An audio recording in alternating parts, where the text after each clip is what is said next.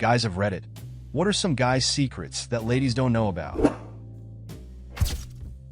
Honestly, that I have feelings and insecurities just as much as women. I constantly feel like I'm supposed to put my feelings and desires on the back burner because man up. Sometimes sex isn't what I want. I just want to snuggle and feel the emotional connection of someone who respects that I can be insecure or anxious sometimes. I had sex with my ex-girlfriend multiple times while I was depressed enough to be disgusted with the idea of having sex, only because she would be hurt by my rejection. This lasted a while, and I didn't see how toxic it was because it felt like I was supposed to be with her and have this intimacy, but still be a man and everything.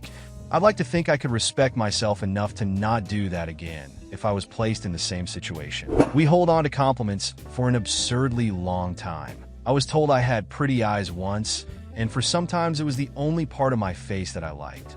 I haven't shaved my beard off since I first grew it 7 years ago because a cute girl on my floor said I looked really good with it. This is who I am now. After ejaculation, our brain just resets.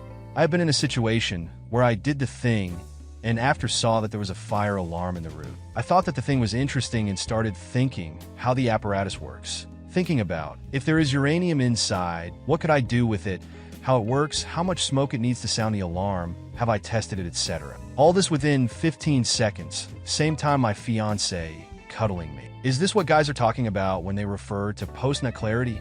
Sometimes we get overwhelmed by life and just cry where nobody can see us. That could be in a room we are in by ourselves with the door closed, to a silent car ride home, or even the shower.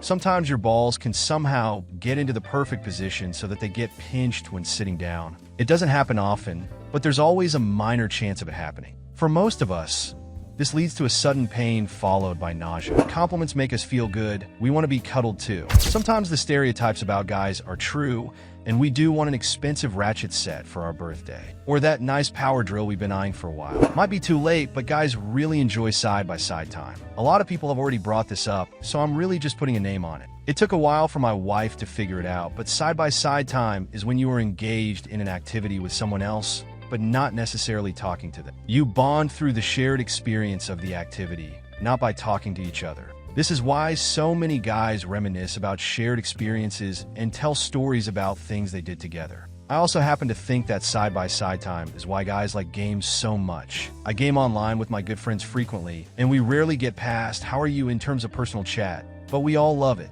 Same goes for watching sports, playing board games, other hobbies, and stuff. So, if you really want to impress your husband-boyfriend, intentionally have side-by-side time with him. Pick an activity or hobby that he enjoys and just do it with him. Don't ask him if he's enjoying himself or what he's thinking if you have to literally just sit next to him on the couch and watch the game. If he's comfortable with it, quietly watch him build his computer or ask him how it works. Keep the conversation about the activity. Avoid asking him how he's doing unless he brings it up. Literally, just be there with him. Sit and be there while he cleans his gun, or just read a book in the same room he's reading. Total side note, especially for women who are married to an introvert. If you really want to have a conversation, ask your husband-boyfriend about something they're interested in or enjoy. Point being, guys and introverts in general find it 10x easier to talk about something rather than themselves. Ask a guy how his day is fine. Ask a guy to explain something about his favorite hobby. You'll be there for hours. This is a generalization, but I think there's some truth in it. I think women tend to bond through verbal communication, and they get worried, nervous to just be there with their partner side by side because they aren't actually doing anything. But guys see that as bonding and caring. Guys want romance too. We have feelings. Most of us just aren't comfortable showing them. Surprise us with dates. Hug us. Don't make us do all the work. Make us feel loved too. That's truly all a lot of us want in the world. In underwear, your nuts can get sticky and glued to one leg or the other. Or, my personal favorite, when the underwear gets wedged between one half of your leg and not the other. It makes walking uncomfortable with the chafing and undergarment imbalance. As a result, I reach my hands into my pockets where I have my keys or phone and pretend to shuffle my stuff around. In reality, I am shifting my sack or underwear back into its proper place. Sometimes if you sit in the wrong way, a ball can pop back inside, and we have to push the bump down our pubic region until it lays back into our ball pouch, and it feels like laying an egg in a flesh bag. Or is that just me? Funny one guys generally do not discuss with women. There are urinal rules when peeing. If no one is there, take a corner. If there is a urinal with a guy on the right, and nobody to the left, remotely go as far from said guy as possible. Serious intimate one. We struggle with body image a lot. Of course, there are bodybuilders that don't have an ounce of fat on their bodies promoting Z product in your face all the time, but that's not reality for 99.999% of men. I myself was overweight as a youth and still struggle with how my body looks now despite going to gym 5+ times a week and having abs. I say this humbly, to show we are just as vulnerable. I have side belly fat that is just glued to my body, and I see it more than I actually see how good my body looks. We struggle with a lot of things. A lot of the time, we just don't show it due to being a man or whatever else bullshit. Don't make eye contact with the person next to you while using the urinal. Just look up at an angle. If you do somehow catch the eye of the person next to you, just nod and go back to looking up. Wow, I've never thought about this before. That's totally the rules of urinals. But you forgot, don't eat the cakes or use the ice. I only make eye contact with other guys when roller skating around the city, while eating a banana, wearing a top with an exposed midriff. Some girls think we guys don't have insecurities about our bodies and expect us to abide by societal double standards, like men don't have feelings and stuff. When we open up, if you're going to tell us to man up or just trash our feelings, yes, we will flee from you and not open up about anything, even if you actually care this time. Edit. Spellings. The best guy's secret is that we've perfected the art of listening just enough with casual responses to seem like we're in the conversation when we're truly thinking about drinking a beer on a boat. With a dog, I was once told that I'm a great listener while my brain was completely zoning out and not listening to a word. If it's just me being introverted as hell, but just because I don't post every detail or much on my social media of my life with you doesn't mean I don't love you. I want to live in the moment. I don't want the idea of anyone else, but us in my head if we are making memories together. Also, don't touch my damn thermostat. I'm probably too late for the discussion.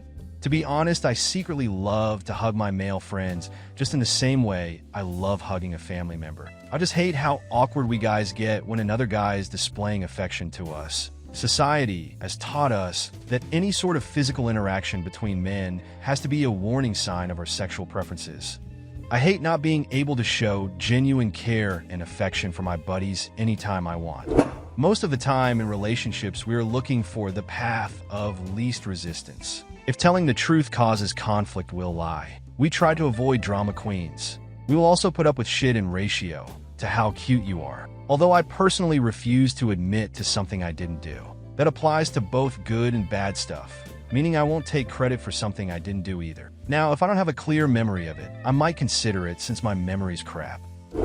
When we meet a girl, we stalk her FB, IG, and reads old posts. We also get worried when we see a dude giving a comment or compliment in almost every post, or if we see the girl taking a selfie with another dude that she says only friends. We hide our jealousy, and we don't even talk about that. When the GF talks about her male friends, we follow along the convo and smiles, but in our inside, we are jealous. We don't want to show our jealousy, when in reality, we are jealous. Most men aren't this insecure, man. You should work on that. Will make you drive yourself less miserable. I always see the saying that a man's life is so void of compliments that when he receives one, he'll remember it forever, or some variation of that. But I never saw some say that because a typical man's life is devoid of compliments, positive comments, the negative ones pack a heavy, never everlasting punch. I can remember the night my mom said that she would never believe anything I say due to a misunderstanding caused by her family friend. I knew I lied as much as any other 13-YO, but I wasn't a pathological liar. Since that day, I vowed to always tell the truth. This also includes keeping promises, because I want to be a man of my word. However, whenever I fail to keep a promise or contradict myself, etc., scenes of that night always flashes in my mind and I hurts. P.S. My mom is a good person and I love her. So here's the thing, I've been in a marriage over 30 years, raised 3 kids, all doing great. My wife hasn't showed any affection towards me for 20 years.